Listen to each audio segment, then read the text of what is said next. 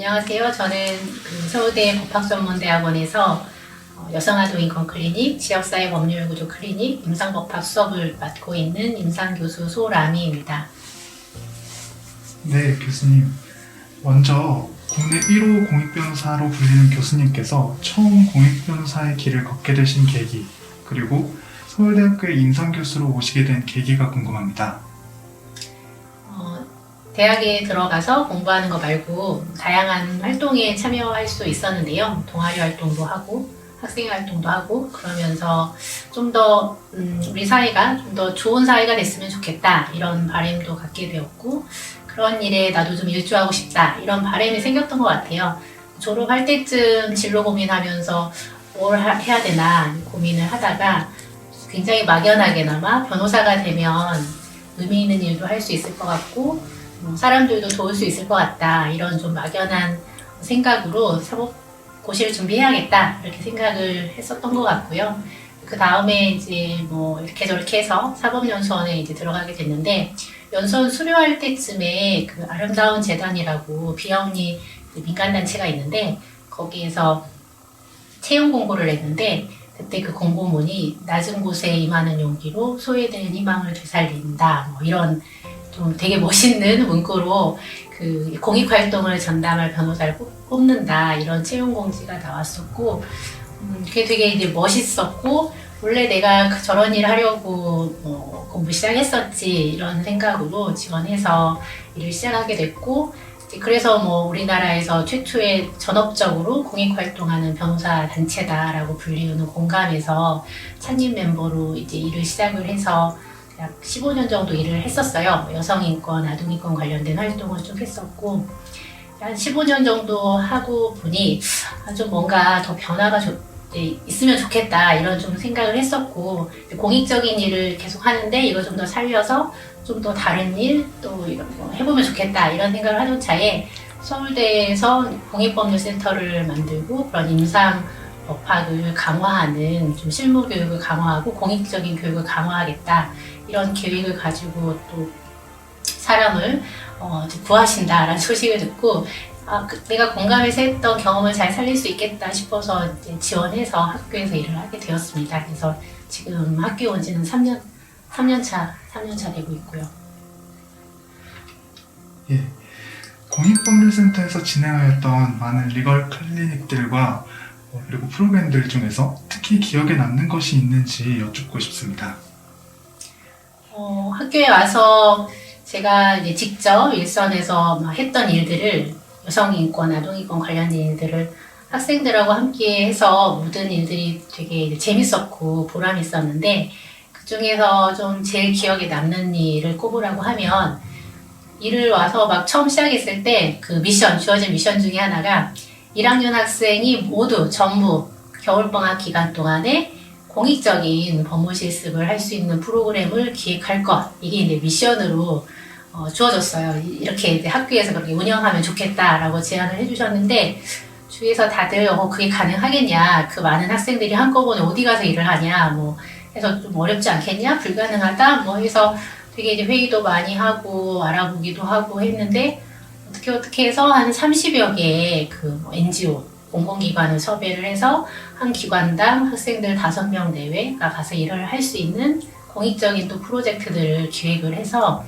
그걸 잘 진행을 했어요. 2019년도 겨울방학에. 그리고 또 의무적으로 공익활동을 하도록 하는 게 학생들이 만족할 수 있을까? 또 의미를 찾을 수 있을까? 그런 부분 되게 고민됐었는데 막상 가서 활동하고 나서 학생들도 되게 배우는 거 많았고 느끼는 점 많았다 이런 좋은 피드백 많이 주셨고 또 이제 한편으로는 공익기관이 상황이 이렇게 좋진 않거든요. 또 열악한 NGO들도 많았고 그 NGO들에게 또 되게 죄송스러웠어요. 바쁘신데 학생들 가서 실습 지도해주라고 막 하고 해서 민폐 끼치지 않을까 이런 것도 많이 걱정이 됐었는데 학생들이 이제 프로그램 마치고 나니까 그 공익기관에서 활동하시는 활동가분들이 굉장히 학생들이 성실하게 열정적으로 너무 잘해줘서 힘이 됐다. 그리고 도움도 앞으로 그 리서치 해준 내용들이 활동에 도움도 많이 되겠다. 이렇게 얘기해 주셔서 너무 보람 있는 결과물이 나온 거예요. 그래서 그때 이제 제 1회 공익 법무 실습을 무난하게 큰 무리 없이 잘 마쳐서 지금까지 2회, 3회 계속해서 잘 진행되고 있거든요. 그래서 지금도 올해에도 올 겨울에 이제 1학년 학생들 참여할 공익법무 실습 한참 기획하고 있는데 되게 이제 보람 있고 의미 있게 생각하고 있어요. 네, 교수님께서 현재 특히 관심을 가지고 계신 사회 문제가 있으신가요? 저는 이제 그 학교 오기 전에도 여성인권, 아동인권 관련된 활동을 쭉 해왔었고 학교에서도 그런 경험을 바탕으로 해서 학생들에게 그런 경험을 이제 공유하고 함께 할 수 있는 프로젝트를 고민을 쭉 하고 있는데요. 그 중에서 이제 최근에 많이 관심 가지고 보는 건 아동 관련된 이슈인데요. 얼마 전에 이제 작년 연말에 있었던 그 양천 입양가정에서 학대로 사망했던 아동 사건도 너무 안타까워서 어떻게 좀 제도 개선을 하면 그런 일을 재발되는 걸 방지할 수 있을지 이런 부분 관련해서도 논문도 쓰기도 하고 같이 여러 이제 공익기관들과 좀 대응 활동도 하기도 하고요. 그리고 또 코로나 이제 관련해서는 최근에 아동 양육시설, 소위 고아원이라고 말하는 아동 양육시설이나 그 그룹홈에서 생활하는 아동들 실태조사할 기회가 있었어요. 가서 얘기를 들어보니까 이 코로나 때문에 원래 이렇게 면회 오시던 부모님도 못 만나고 다니던 학원도 못 가고 그러니까 학교 정도만 외출이 허용되고 그 이후에 학원도 못 가고 친구 만나러도 못 가고 그러니까 외출이 다 금지된 거예요. 이 코로나의 감염의 위험성 때문에. 그래서 이 아동 그 시설에서 생활하는 아동 청소년들이 너무 고통스러워하고 있었어요.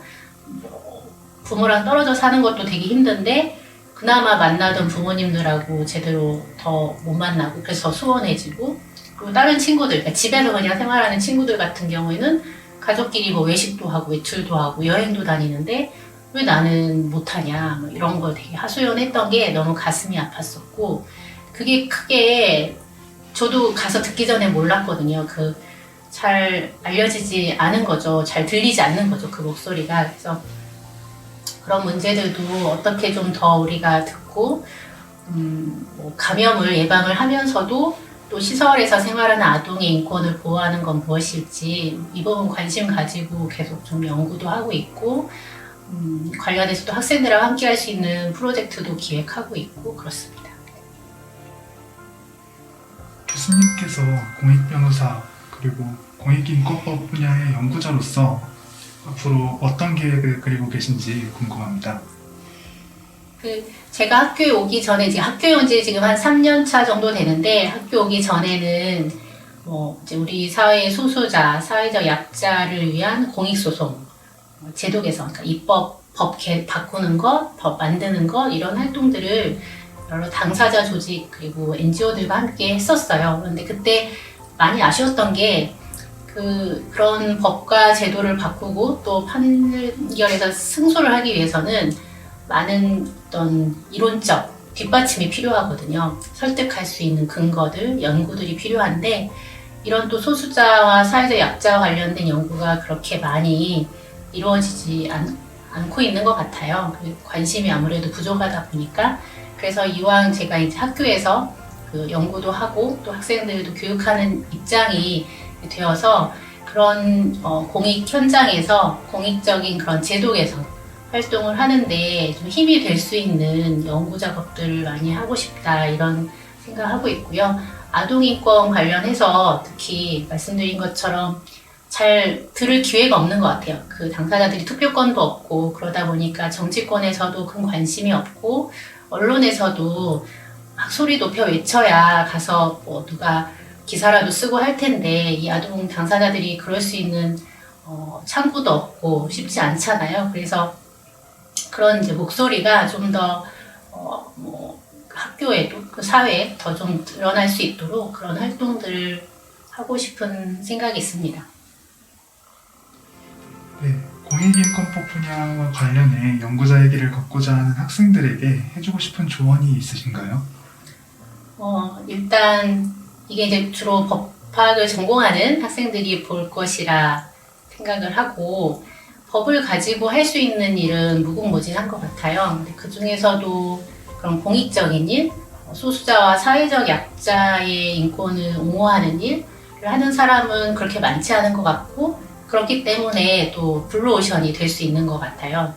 그래서 그런 일이 적성에 맞고 하고 싶다라고 생각을 하신다면, 저는 어렵겠지만 학교에서 생활하는 동안에도 관련된 NGO나 공공단체에서 일도 해보시고 경험도 해보시고 관련된 학회나 여러 학생 활동에도 참여해보시면서 내 적성하고 맞는지, 내가 지금 생각하는 진로와 이게 잘 부합되는지를 계속 좀 모색도 해보시고, 이렇게 잘 맞으면 저는 굉장히 보람있고 의미 있는 일을 할 수 있거든요. 그리고 그게 많은 사람들이 그게 정말 어떻게 이렇게 다른 사람을 위해서 희생하면서 사냐 뭐 이런 얘기를 왕왕하기도 하는데, 전혀 그렇지 않거든요. 그게 누굴 위해서 하는 게 아니라 자기 만족을 위해서 하는 일인 거죠. 그게 내가 행복한 일이고 의미를 찾을 수 있는 일이기 때문에 하는 거거든요. 그래서 그런 적성이나 어떤 지향에 맞는다고 하면 저는 적극적으로 추천해주고 싶어요.